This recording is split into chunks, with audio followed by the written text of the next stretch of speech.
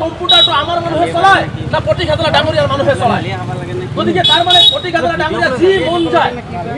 উচ্চতম ন্যায়ালয়ত অন্ধকাৰত ৰাখিতেও যি মন যায় তাকে কৰিব বিচাৰি আছে তাৰ মানে পটি খাতলা ডাঙৰিয়াৰ পিছত এটা ডাঙৰ হাত আছে যাৰ কাৰণে ইমান দূৰ সাহস পাইছে গতিকে আজি এই নলবাৰীৰ ধৰ্ণাস্থলীৰ পৰা পটি খাতলা ডাঙৰিয়াক কৈ গৈছো আজি 2 ঘণ্টীয়া অৱস্থান ধৰ্মঘট কৰিছো অহা 15 তাৰিখে 2 ঘণ্টীয়া ধৰ্ণা কাৰ্যসূচী গুৱাহাটীত লম প্ৰয়োজনত শ্ৰীৰামপুৰৰ পৰা ওদালগুৰি বক্সিৰহাটৰ পৰা নগাঁও ৰাষ্ট্ৰীয় ঘাইপথ 3 মাহৰ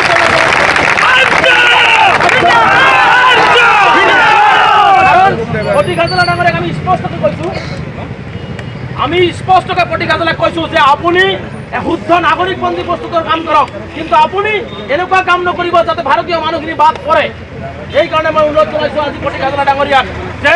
আজিৰ এই ধৰ্ণা কাৰ্যসূচীৰ পৰা তেওঁলোকে যি হঠকাৰী সিদ্ধান্তবিলাক লৈ আছে তেওঁলোকে উচ্চতম ন্যায়ালয়ৰ নীতি নিৰ্দেশনা মানি থকা নাই এই কামবিলাক বন্ধ কৰক আৰু প্ৰকৃত অসমীয়া ভাৰতীয় নাগৰিকখিনিক এনআৰচিত অন্তৰ্ভুক্ত কৰাৰ ব্যৱস্থা কৰক অন্যথাই কিন্তু কোনোবাই মানি নলয় হত সংখ্যালঘু ছাত্ৰী ইউনিয়ন মানি নলয় আমচুৱে মানি নলয় গতিকে মই অনুৰোধ জনাইছো যে আপোনালোকে সাজু হওক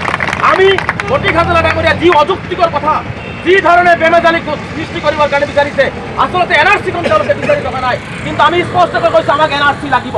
কাৰণ আমি কোৱাৰ্টাৰ ফাইনাল খেলিছো ছেমি ফাইনাল খেলিছো আমাক ফাইনাল খেল আমাক এনআৰচি লাগিব কাৰণ বিদেশীৰ নামত আমি আটাইতকৈ বেছি লাঞ্ছিত বঞ্চিত আমি আটাইতকৈ বেছি অত্যাচাৰিত হৈছোঁ কিন্তু পটি খাতলা ডাঙৰীয়া ঘপককৈ আহি এনআৰচি বন্ধৰ চক্ৰান্ত কৰিব এইটো কাল মানি ল'ব নোৱাৰোঁ গতিকে আপোনালোকে 2 ঘণ্টীয়া ধৰ্ণা কাৰ্যসূচীৰ প্ৰায় সময় শেষ হৈছে মোৰ গুৱাহাটীত এখন মিটিং আছে আপোনালোকে অনুৰোধ জনাইছোঁ যে গুৱাহাটীত যিখন কাৰ্যসূচী হ'ব সেই কাৰ্যসূচীত আপোনালোকে স্বতঃস্ফূৰ্তভাৱে অংশগ্ৰহণ কৰিব ইয়াৰ পিছত যদি পটি খাতলা ডাঙৰীয়াৰ এই সিদ্ধান্ত প্ৰত্যাহাৰ নকৰে আমি উচ্চতম ন্যায়ালয়ত জনাম আইনৰ প্ৰতি আমাৰ বিশ্বাস আছে আমাৰ উচ্চতম ন্যায়ালয়ৰ প্ৰতি আমাৰ বিশ্বাস আছে যাৰ কাৰণে অহা 15 তাৰিখ 13 তাৰিখ বা 14 তাৰিখে এই পটি খাতলাৰ যিটো শপতনামা দিছে ইয়াৰ বিৰুদ্ধে আমি উচ্চতম ন্যায়ালয়ত আমি আকৌ শপতনামা দাখিল কৰিম গতিকে আইনে কি দিশ লয় সেইটো আইনৰ কথা চলিব কিন্তু পটি খাতলাই অসমত এনআৰচিৰ নামত সাধাৰণ ৰাইজক যি ভেক ভাওনা কৰি এনআৰচিৰ পৰা বাদ দিব বিচাৰিছে আমি আন্দোলন 3 প্ৰকাৰ চলাই যাম এক হ'ব ৰাষ্ট্ৰীয় ঘাইপথৰ আন্দোলন এক হ'ব বৌদ্ধিক আন্দোলন এক হ'ব আইনগত আন্দোলন সমান্তৰালভাৱে ইয়াৰ পিছত যদি পটি খাতলাৰ এনেকুৱা সিদ্ধান্ত বন্ধ নকৰে মুখ্যমন্ত্ৰী ডাঙৰীয়া যদি স্থিতি স্পষ্ট নকৰে বিজেপিয়ে আজি ডাঙৰ ডাঙৰ কথা কৈ আছে যে আমি এইটো বিৰোধিতা কৰিছোঁ বিৰোধিতা কোনে কৰিছে বিৰোধিতা কৰিছে ৰঞ্জিত দাস কাৰণ ৰঞ্জিত দাসে ভোটৰ লালসাত কৰি আছে কাৰণ ভোট বেংক সুৰক্ষিত নহ'বৰ কাৰণে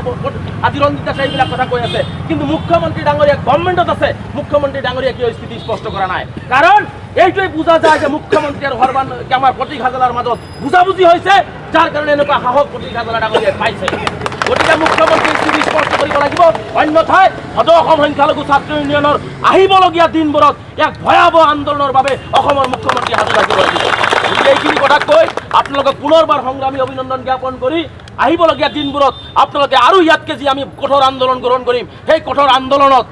অংশগ্ৰহণ কৰিব বুলি আশা ৰাখি এটা কথাও স্পষ্ট কৰি দিছোঁ যে এই এনআৰচিৰ নামত আমাৰ 4জনকে পুলিচৰ গুলি কিন্তু বুকুত লৈছে তেজ আমাৰ গৈছে গতিকে আমাক এখন শুদ্ধ নাগৰিকপঞ্জী লাগিব য'ত কোনো বিদেশীৰ নাম থাকিব নোৱাৰিব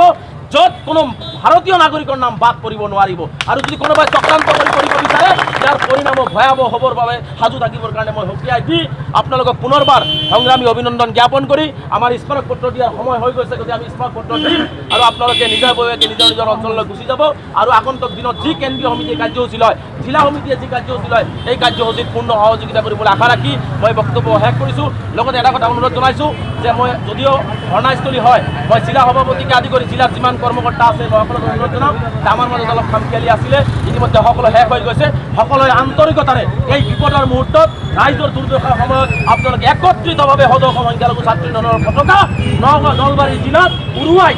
ন্যায্য আন্দোলনৰ কাৰণে আপোনালোকে একত্ৰিতভাৱে আন্দোলন কৰিব বুলি মই আশা ৰাখি আমচু জিন্দাবাদ জয় অসম।